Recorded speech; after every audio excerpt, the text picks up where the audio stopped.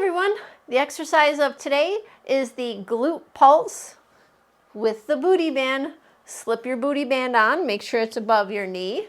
Start in a kneeling position. Hands can be here, straight, or you can be down here on your forearms. Let's show you with the arms straight. Extend the left leg. Now give me a pulse up and down. Tap down and up as you keep reaching for something across the room. If you need a break, just bend that knee so the pulse looks lifted, your back is flat, you're putting weight in your left hand because we're using our left leg, and release.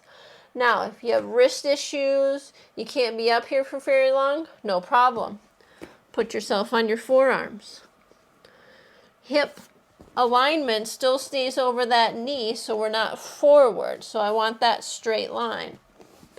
Extend that leg, press it up and down, and lift. Nothing else changes. And release. So I want you to pick which version is going to work best for you, either front with your arms extended long or your elbows bent. I'll see you on your mat next time.